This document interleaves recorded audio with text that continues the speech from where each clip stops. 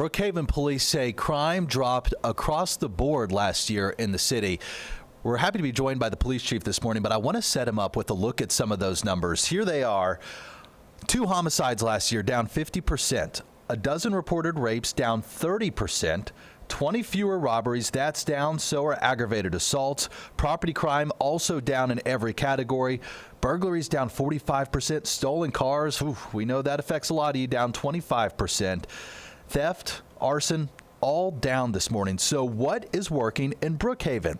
Happy to be joined this morning by Police Chief Brandon Gurley. Appreciate your time, Chief. Good morning. Good morning, Dan. Thank you for having me. You got a lot to be proud of when you look at those numbers, I imagine. What stands out to you seeing those? Sure. So, I tell people all the time, there's a lot of internal and external factors in a community that can impact crime going up or down.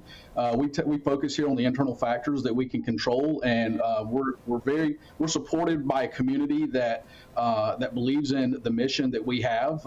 Relationship is key to having that trust, and our mayor and council has made some significant investments in our personnel.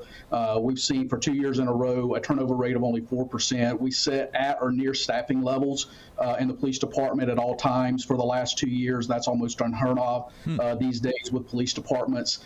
So we have the people and the resources with the support of mayor and council to get a job that can be very difficult to get a job done, providing public safety to the community. When it comes to that recruitment and retaining officers, do you think it's perhaps what you're paying in addition to morale? Is it competitive pay there in Brookhaven?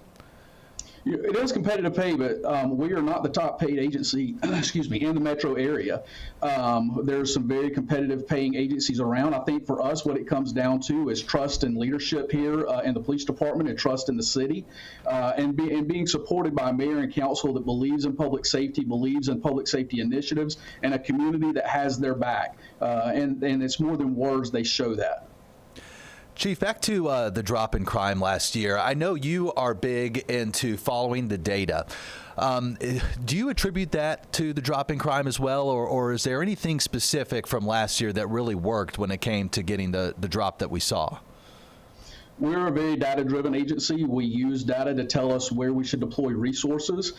We have invested in a public safety infrastructure that includes a camera network. It includes license plate readers. It includes gunshot detection and a drone first responder program, among many other technology pieces that go into this puzzle. That investment has allowed us to target crime as it enters the city.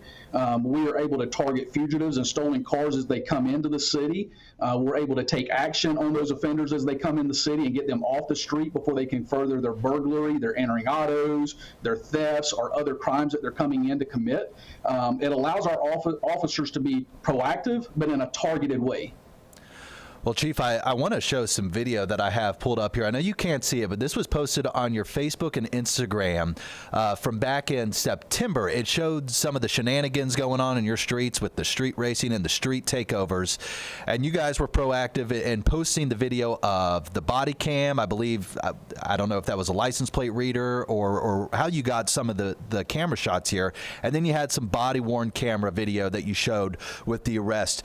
Can you walk me through your decision to be as transparent as to posting that online, and what are you hearing from the community when it comes to posting crimes on there?